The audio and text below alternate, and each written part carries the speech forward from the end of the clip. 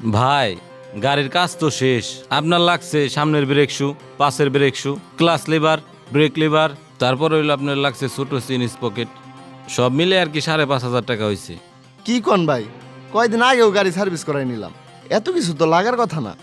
চালান তো ভাঙ্গাচোরা রাস্তা দিয়ে, প্রতি সার্ভিসিং এ মাল তো লাগবেই।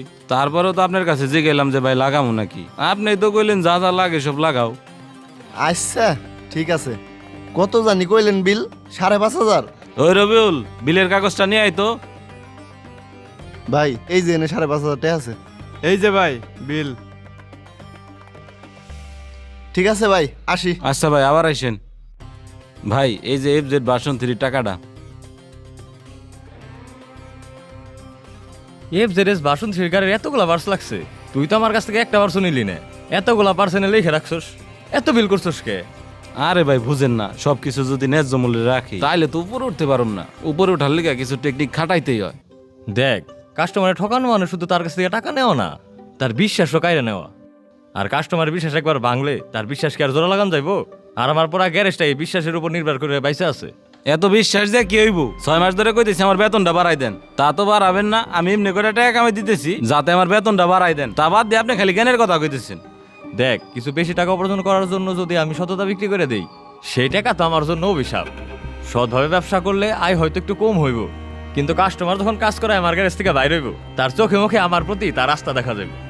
বুঝছি ভাই, আপনার দিয়ে কিচ্ছু হইব না, আর আপনার এই জায়গা থাকলে আমারও কিচ্ছু হইব না। আপনার দরকার হইলো সততা, আর আমার দরকার হইলো টাকা। আপনি থাকেন আপনি সততা নিয়ে, আমি স্ট্যান্ডে নতুন গ্যারেজ খুলুম। দেখ, তুই যদি অন্য গ্যারেজ দিতে চাস, আমি তো তোর আটকাইতে পারুম না, তবে যে জায়গায় কাজ করস সৎভাবে কাজ করিস। ধর্মে আপনার সাথে কথা কয়ে হুদে আমার সময় নষ্ট, এর চাইতে ভালো আমি আমার গ্যারেজ নিয়ে ভাবি গে। আর 1 বছর পর আপনার সাথে দেখা হইব, তখন দেখবানি যে আপনার গ্যারেজ কই থাকে আর আমার গ্যারেজ কই চলে যায়।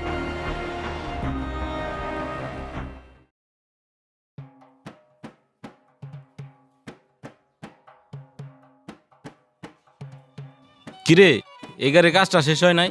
না ভাই, এখনো তো শেষ হয় নাই, বিকালের ভিতরে শেষ হয়ে যাইব। আচ্ছা যাই হোক, এখন তো সব পার্টসের দাম 200 করে কমায় রাখবি, আর যেগুলো বড় পার্টস আছে ওইগুলোতে 300 করে কমায় রাখিস। ভাই সব পার্সেতে যদি 200-300 করে কমাই রাখি তাই লাভ হইব কেমন? ব্যবসায় তো লস হইব। ওই ব্যাপারে তোরে তো চিন্তা করা লাগবো না, আর লাভ কেমনে বাইর করা লাগবো ওইটা আমি জানি। আর তোরে যেমনে কেমনে করিস দেখবি কাস্টমারের জায়গা হইব না। আচ্ছা ঠিক আছে ভাই। আচ্ছা ভালো মতো কাম কর। ঠিক আছে ভাই। আসসালামু আলাইকুম। হ্যাঁ ভাই, লাগবো তো, যা যা আছে সব দেন, নতুন মাল যা আছে। আর আমারে কিন্তু একটা অরিজিনাল মাল দিন না, বুঝছেন?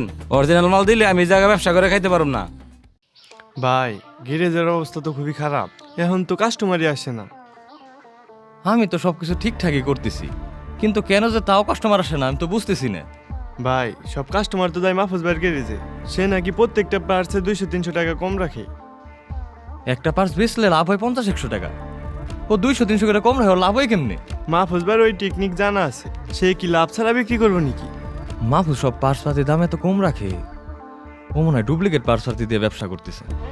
আচ্ছা ঠিক আছে, তোরা ধৈর্য হারা হইস না, আমরা সৎভাবে ব্যবসা করতে থাকি, আল্লাহ একদিন সৎ ব্যবসায় বরকত দিবই।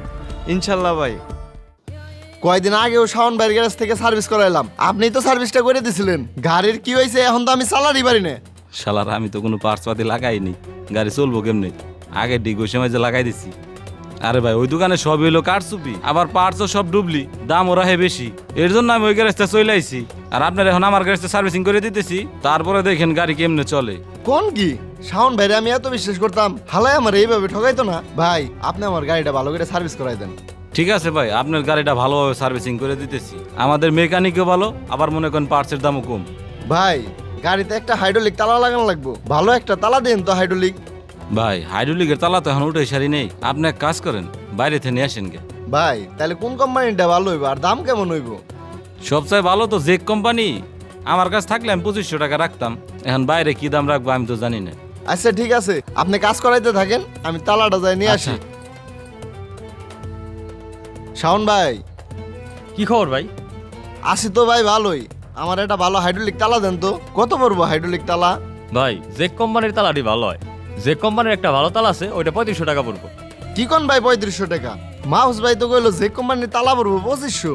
কোন কি ভাই, এই তালা তো কিনাই পড়ছে আমার 3000-এর মতো, আমার কি কিছু টাকা লাভ করতে দিবেন না? আচ্ছা ভাই আপনি আমার 200 টাকা কম দিন। আপনি এরকম দাহাতের মতো দাম দেন দেখে তো কাস্টমার এখন আপনার দোকানে আসে না।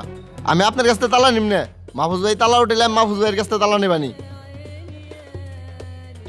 শাওনের দোকানে গেছিলাম, ও তালার দাম 3500 টাকা চায়। কত বড় খারাপ লোক। হ ভাই আপনার তো আগে কইছিলাম ও অনেক বড় ডাকাত। ভাই গাড়ির কাজ তো শেষ, পিস্টনও চেঞ্জ করে দিছি, এখন তো মোবিল চেঞ্জ করতে হইব। কোন মোবিল লাগাবেন ভাই? ভাই কোন মোবাইলটা ভালো হইব আমার গাড়ির লেগে? ভাই নতুন একটা মোবাইল আছে ইস্টু কোম্পানির, মনে করেন আপনার গাড়িতে লাগাইলে ইঞ্জিন একদম ফ্রেশ থাকবে, আবার দামেও কম আছে।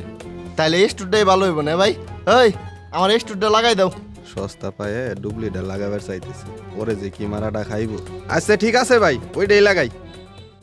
ওই ভাই কে আছেন? বাইকটা একটু সার্ভিস করা লাগতো। ভাই কি করাবেন? ভাই বাইকটা শুধু বন্ধ হয়ে যায় রানিং, একটু মাস্টার সার্ভিস করে দেন তো। ভাই আপনি তাকে মাহফুজের গ্যারেজে যাইতেন, হঠাৎ আমার গ্যারেজে আসলেন। মাহফুজের গ্যারেজে যায় তো ভুল করছি, দাম আসলে কম রাখে কিন্তু পার্স যায় 2 নাম্বার ঢুকায়।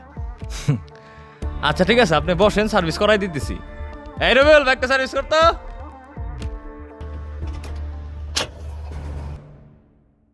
কি রে, গাড়ির কি হইলো?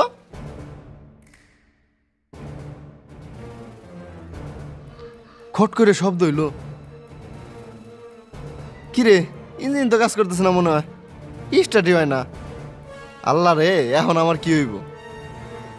শাওন ভাইয়ের গ্যারেজে নিয়ে যাই, ওই বাটপাড়ের গ্যারেজে আর যাওয়া যাবে না।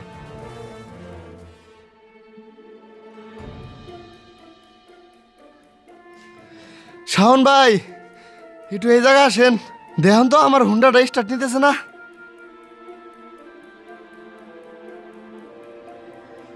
ভাই পিস্টন বাইঙ্গে ইঞ্জিন সিজ করছে। কও কি তুমি? 1 সপ্তাহ আগে আমি নতুন পিস্টন আর নতুন মোবিল লাগাইছি। ভাই বুঝছি, আপনার ডুবলি মোবাইল ঢুকাই দিছিল আর পিস্টনটা দিছে বাঙ্গারি, এর লিগে আপনার ইঞ্জিন সিজ করছে। আপনি বিশাল বড় ধরা হয়ে গেছেন, এখন 50,000-60,000 টাকা লাগবে। অল্প কটা টেহা বাঁচাবার যে গাড়ির ইঞ্জিনটা বসাই ফেলাইলাম। যাই হোক ভাই, কাজ শুরু করে দেন। রবিউল, ইঞ্জিনটা খোলা। আচ্ছা ভাই। ভাই একটু কমাই টমাই রাখেন।